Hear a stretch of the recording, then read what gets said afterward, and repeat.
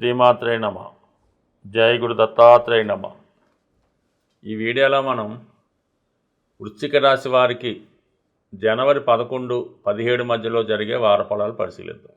ఏదైనా వృశ్చిక రాశి వారికి ఈ వార ప్రారంభంలో 4 గ్రహాలు ధనస్థానంలో సంచరిస్తూ మరొక ప్రధానమైనటువంటి గ్రహం గురుగ్రహంతో పరివర్తన చెందడం ద్వారా గురువు యొక్క విశేష ప్రభావం ధనస్థానం మీద చూపడం జరుగుతూ ఉంటుంది.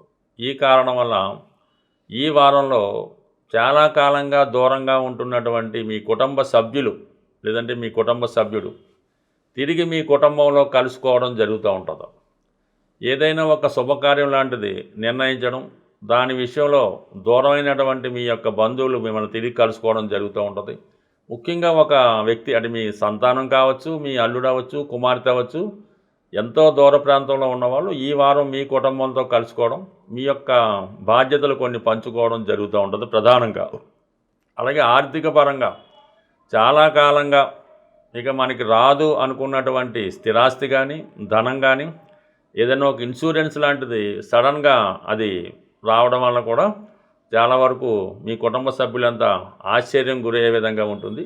బట్ ఆ వచ్చిన ధనం పంచుకునే విషయంలో కూడా కొన్ని అభిప్రాయ విభేదాలు కూడా రావడం జరుగుతూ ఉంటుంది.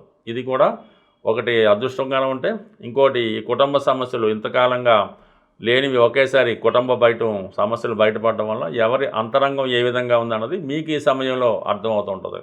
ఎంతో కాలంగా కుటుంబం కోసం కష్టపడి కుటుంబాన్ని ఒక దారిలోకి తీసుకొచ్చి ఎన్నో బాధ్యతలు చేసినటువంటి మీకు ఈ సమయంలో వచ్చిన ఫలితం మీకు కాకుండా అది వేరే వారు పొందాలనే ప్రయత్నంలో మిమ్మల్ని చాలా ఇబ్బంది పెట్టడం, మిమ్మల్ని దూరం పెట్టడం లాంటివి కూడా జరుగుతూ ఉంటుంది. చాలా ఆత్మధైర్యంతో ఇటువంటి సమస్యని ఎదుర్కోవడం జరుగుతూ ఉంటుంది. అంటే ఏదైనా ఇటువంటిది సడన్గా ధనం అది వస్తున్నప్పుడు అది కొంత సీక్రసీ మెయింటైన్ చేసి దాన్ని జాగ్రత్తగా ఇన్వెస్ట్ చేసుకుంటే మంచిది తప్ప ఈ విధంగా విచ్చలవిడిగా చెల్లాచెదురుగా పోవడం వల్ల ఇబ్బంది అవకాశం ఉంది. బట్ ఏదైనా కొన్ని సమస్యలు మాత్రం కుటుంబ పరంగా, ఆర్థిక పరంగా ఈ వారం రావడం జరుగుతూ ఉంటుంది. అంటే మనీ రావడం మాత్రం కంపల్సరీగా రావడం జరుగుతూ ఉంటుంది.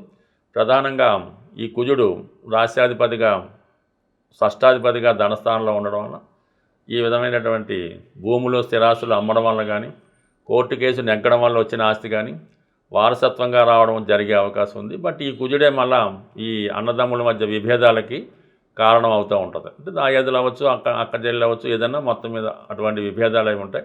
బట్ ఏదైనా ఈ జనవరి 15వ తారీఖు వరకు కొద్ది జాగ్రత్తగా మేనేజ్ చేసుకుంటే దాని తర్వాత మళ్ళా కొంతవరకు ఈ సమస్యల నుంచి బయటపడే అవకాశం ఉన్నది.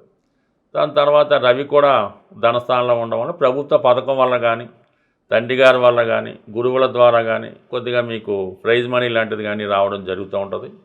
సో అలాగే కుటుంబంలో ఒకరికి అనారోగ్య కారణం వల్ల కూడా కొంత సమస్యలు ఎదుర్కోవడం జరుగుతూ ఉంటుంది. ఈ రవి కూడా మీకు ఈ 14వ తారీఖున 3వ స్థానంలోకి వెళ్తుంటాం.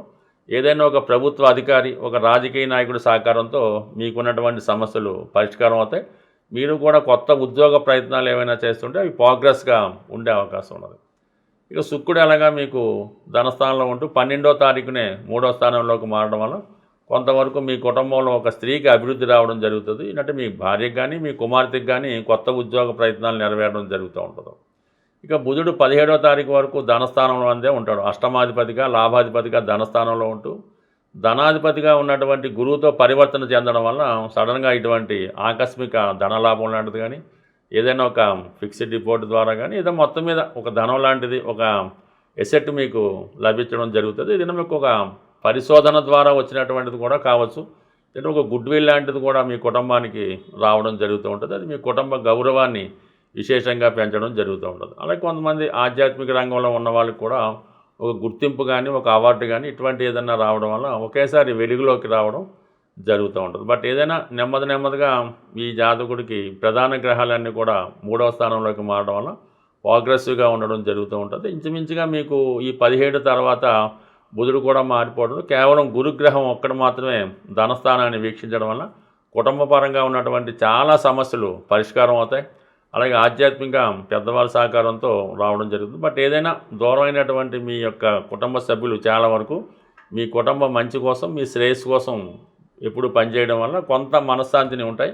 కొన్ని బాధ్యతలు కూడా మీ మీద తగ్గడం జరుగుతూ ఉంటుంది. దానివల్ల కొంత మీరు ఫ్రీగా వృత్తి వ్యవహారాల్లో ఇన్వాల్వ్మెంట్ అవ్వడం జరుగుతూ ఉంటుంది. బట్ ఏదైనా 4వ స్థానంలో ఉన్నటువంటి రాహు మీరు ఎంత కష్టపడ్డా ఒక మానసిక అశాంతి లాంటిది, హృదయంలో ఒక అలజడి లాంటిది, ఒక కష్టం లాంటిది బయటికి చెప్పుకోలేని బాధ ఏదో మిమ్మల్ని వేధించడం జరుగుతూ ఉంటుంది. పంచమంలో శని ప్రభావం వల్ల ఈ స్పెక్యులేషన్ వాటికి కొంతవరకు దూరంగా ఉండడం మంచిది. యాజిటీగా వివాహ ప్రయత్నాలు కూడా ఏదో రకంగా వాయిదా పడే అవకాశం ఉంది.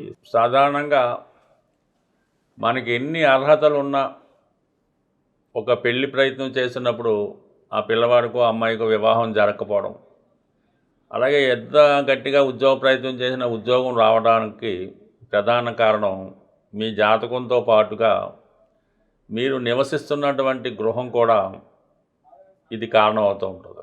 సాధారణంగా ఉత్తరం వైపు సింహద్వారం కలిగినటువంటి వ్యక్తులు ఆర్థిక పరంగా చాలా అనుకూలంగా ఉన్నప్పటికీ కూడా ఏ విధంగానైనా ఉత్తర భాగంలో ఇబ్బంది కలిగినప్పుడు తొందరగా వివాహాలు అన్నవి జరగకుండా ఇబ్బంది పడుతూ ఉంటారు.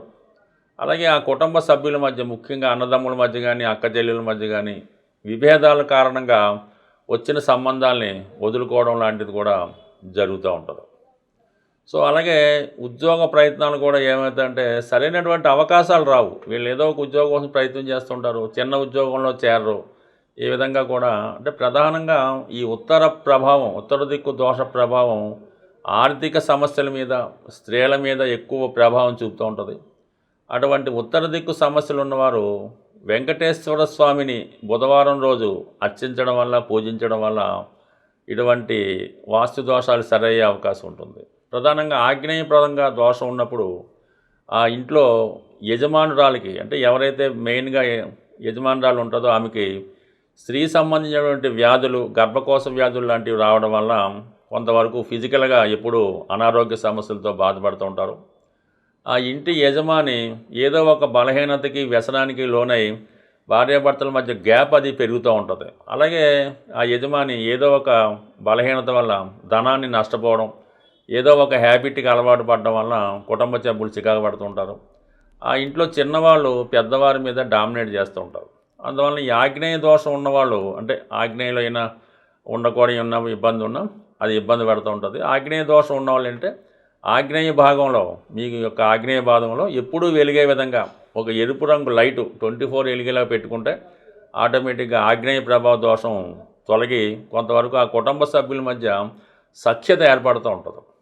ప్రధానంగా పడమర భాగం అన్నది చాలా వెరీ ఇంపార్టెంట్గా మనిషి యొక్క, కుటుంబం యొక్క సేవింగ్స్ మీద ప్రభావం చూపుతూ ఉంటుంది. పడమర ఏమాత్రం ఇబ్బంది పడినా మీరు ఎంత కష్టపడండి, ఎంత ధనం రానివ్వండి, ఆ వచ్చిన ధనం ఏమైందో తెలియకుండా ఈ పడమర భాగంలో ఉన్నటువంటి దోష ప్రభావం వల్ల డబ్బంతా కూడా నిప్పులో పోసిన విధంగా కాలిపోవడం జరుగుతూ ఉంటుంది. ఈ పడమర దిక్కు వాస్తు దోషం పోవాలంటే కంప్లీట్గా మీరు హనుమాన్ ఆంజనేయ స్వామిని పూజించవలసి ఉంటుంది. ప్రతి మంగళవారం ఆంజనేయ స్వామిని తమలపాకులతో పూజించడం వల్ల మీ కుటుంబంలో సేవింగ్స్ అయి పెరుగుతూ ఉంటాయి.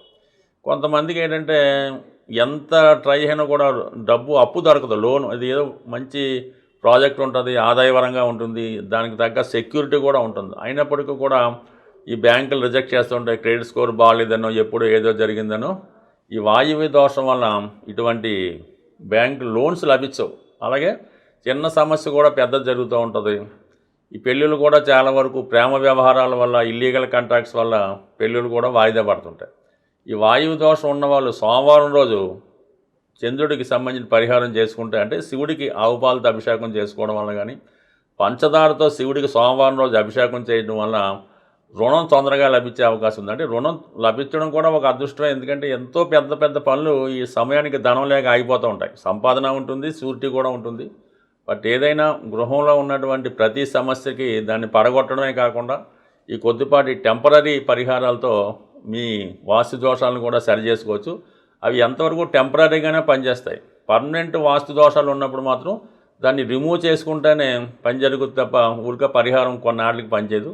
ప్రధానంగా టాయిలెట్లు ఉత్తర భాగంలో కానీ తూర్పు భాగంలో ఉన్నప్పుడు ఆ కుటుంబం నెమ్మదిగా ఆర్థిక బలహీనతకి పతనం అవడం కూడా జరుగుతూ ఉంటుంది.